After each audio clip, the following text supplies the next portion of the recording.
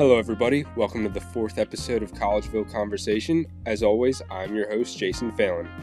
Now, throughout the past few weeks, we've had quite a good amount of sports news come our way, so let's get right into it.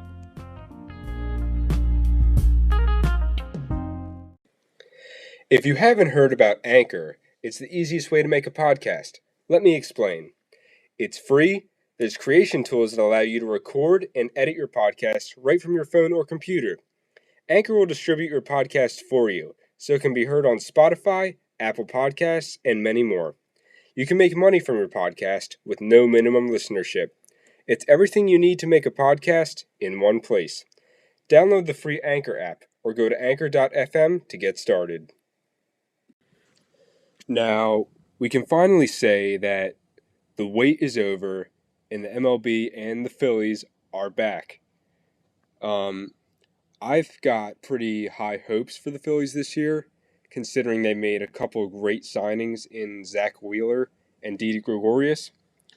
Speaking of Didi Gregorius, he's had a good couple first games, hitting 2 bombs and,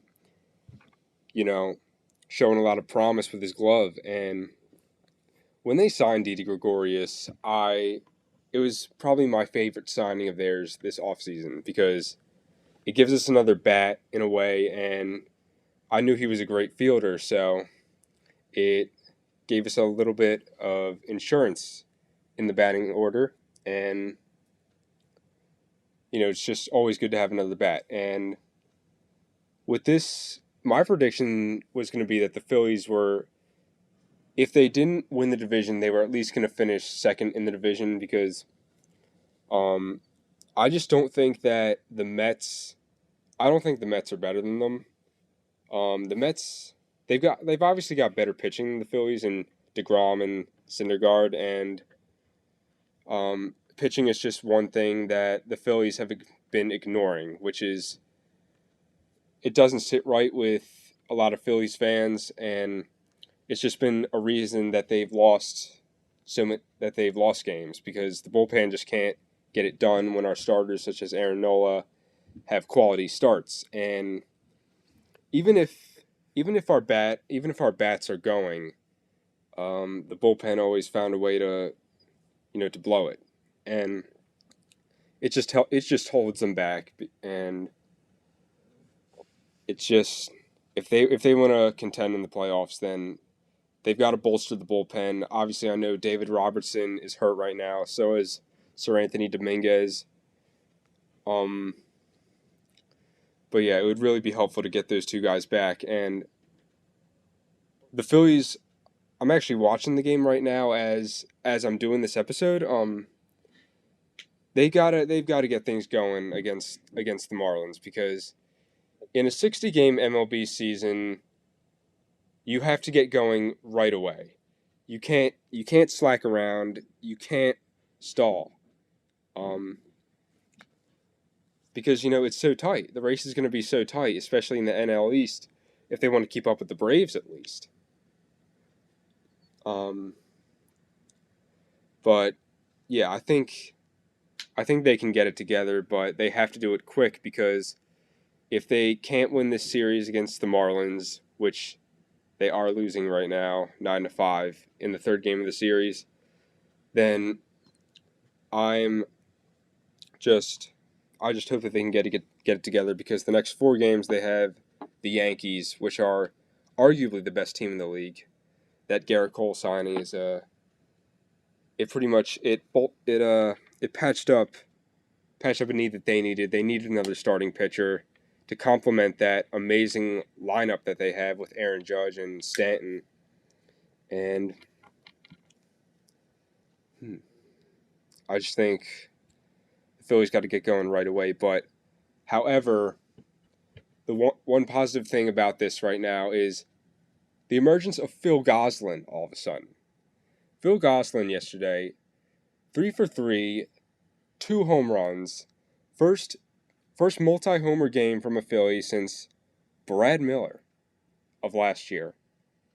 Phil Gosselin, he's a Malvern Prep product from Westchester.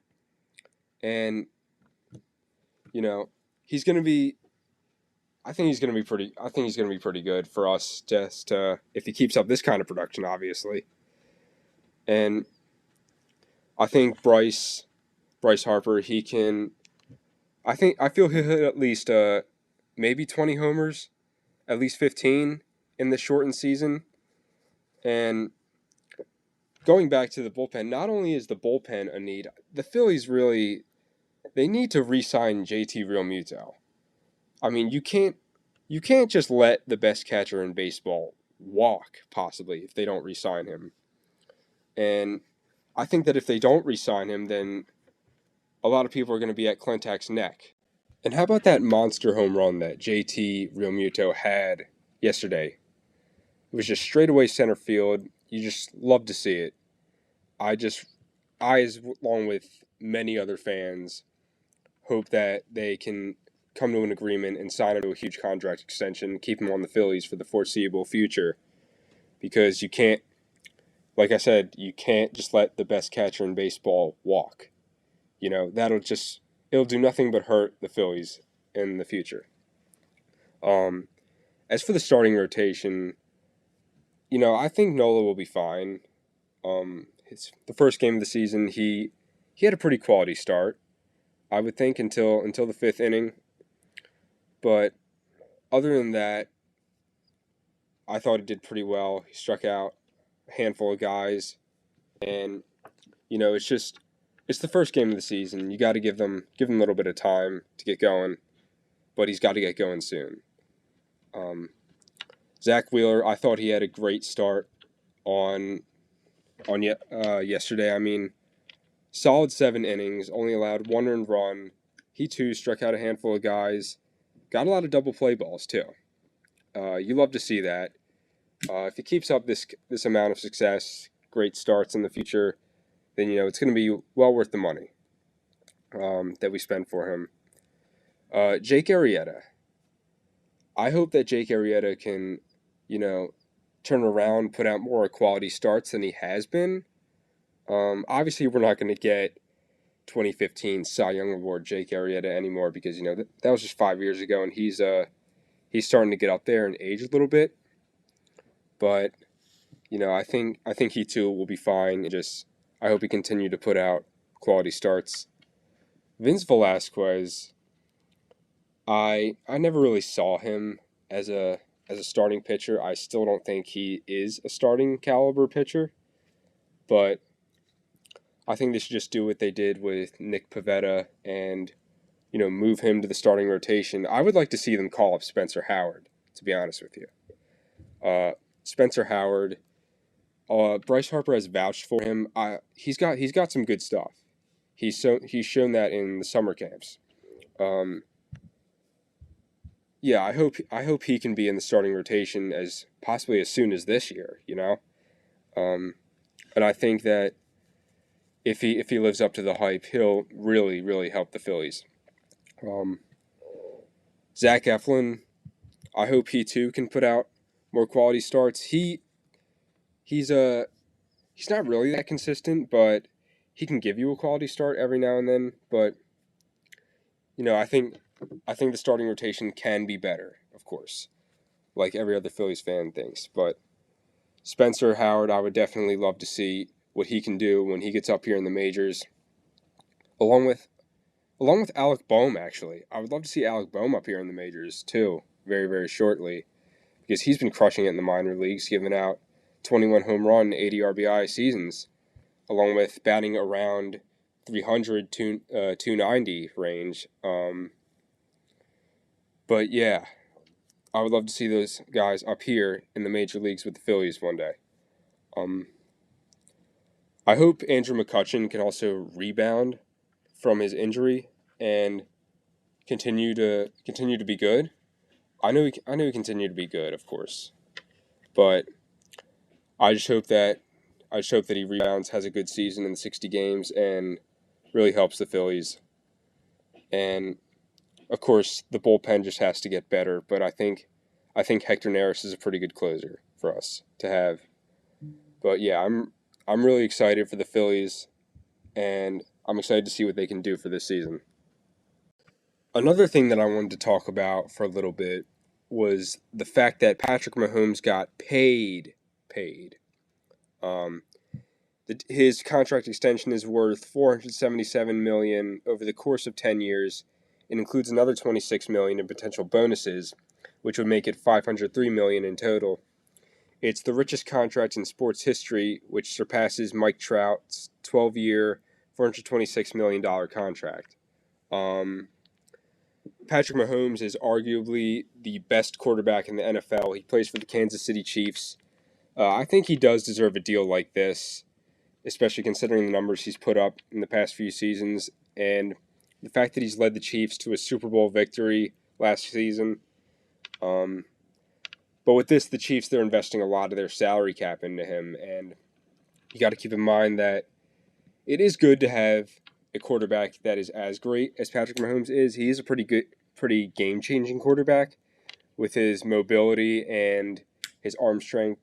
And the fact that he can throw on the run pretty well, and not to mention he's had a few no-look passes in games over the last few years. And, he does deserve a contract like this, but you have to keep in mind that football is a team sport, and you got to invest some in your defense, invest in wide receivers, running backs, and even your linemen. Linemen are the one that push the pace of the game, actually, and it's pretty important to have very good linemen. And, I think this does put some pressure, this kind of contract, for Patrick Mahomes to win a few more Super Bowls, which I think he will, of course. I think he will win at least maybe 2 more Super Bowls over the course of his career. Just depends on how the Chiefs keep building around him, because they're basically having him throughout his whole entire prime years. So I don't know. I just hope that they can continue to keep putting good teams around him, and the rewards will show if they continue to do that. The last thing that I wanted to talk about in this episode is based off of an article that I wrote on LinkedIn. The article is titled "How the COVID-19 Pandemic Emphasizes the Importance of Sports and Their Social and Economic Impact." No matter what season it is, whether it is fall, winter, spring, or summer, sports is always one constant thing that's on mostly everybody's minds. While we were in quarantine, we all missed the crack of the bat, the squeaking of basketball shoes on the hardwood, the swish of the ball going through the hoop, the roar of the crowd after their home team scores a much-needed and clutch touchdown. We all just missed normal life, quote-unquote, in general. But sports are a big part in our everyday lives and a big part of our world. The thing about sports that we love so much is that they bring out the competitive side in all of us. Whether you're the one playing the game or you're just cheering your team on, you feel that competitive spirit. You feel engaged as your team takes the field or court. You feel tense when it is a close game, whether it is a regular season game or even a deciding Game 7. You feel engaged, and you feel tense when the game is close. We missed the triumphs of victory and the agony of defeat. That's just another thing. We all missed how sports make us feel. We missed that energy. All of that at the moment did seem like a distant memory. It was gut-wrenching and heartbreaking when the NBA decided to suspend its season in March. However, it was the right thing to do. Many wondered when or if the league would ever resume the season. When it was a month after the NBA season was suspended, it felt like a year. With a lot still up in the air, the lack of sports left many fans feeling at a loss. We can't forget another fairly significant sporting event affected by the COVID-19 pandemic, the 2020 Summer Olympics in Tokyo, Japan. The 2020 Summer Olympics were postponed until next year in the summer of 2021. And you just got to feel for the Olympic athletes, as the grueling and rigorous training that an Olympic athlete goes through is second to none. Some athletes, such as Michael Phelps and Simone Biles, 2 of the most decorated Olympians of all time, they make sure to train for at least 10,000 hours total before the upcoming Olympic Games. With all this though, they still find time for eating, rest and recovery, and self-care. But many Olympians training for the now postponed 2020 Summer Olympics, they reacted fairly well to the news of the Games' postponement. They said it was the right choice and that they could use the time to improve and get more stronger. The unsung tragedy, though, comes for those athletes whose time is running out to attain Olympic glory. Training schedules are critically timed for athletes to peak at the right time. That right time was supposed to be those Olympics in 2020. The delay of another year could cost them their Olympic dream. But however, it has not just been professional athletes affected by the virus, but also college and high school athletes as well. With colleges and high schools all across the country canceling their spring sports seasons, as well as the NCAA canceling the March Madness NCAA men's basketball tournament, many student athletes have been robbed of moments and memories that they would remember for the rest of their lives. Freshmen, sophomore, and junior student athletes would lose a season of their sports careers, while senior student athletes lose their final seasons. Either way, it's a season that they will never get back and loaded with memories that they were robbed of. The memories of a high school athlete through their sports seasons are some of the most fondest that they will look back on.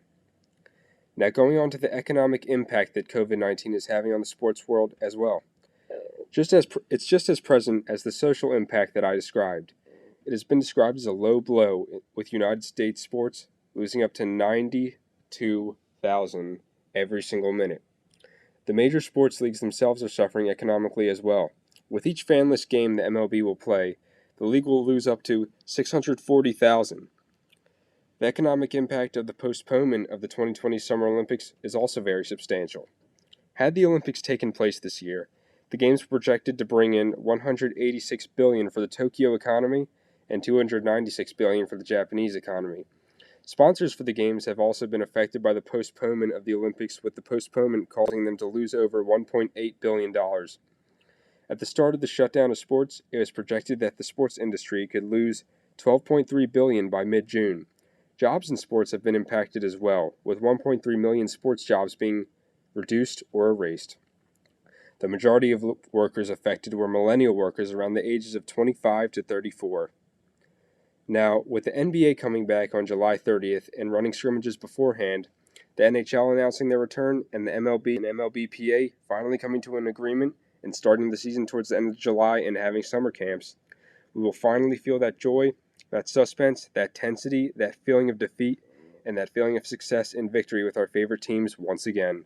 It will be some time before everything is back to the way it once was, but for now, we must remain strong and patient.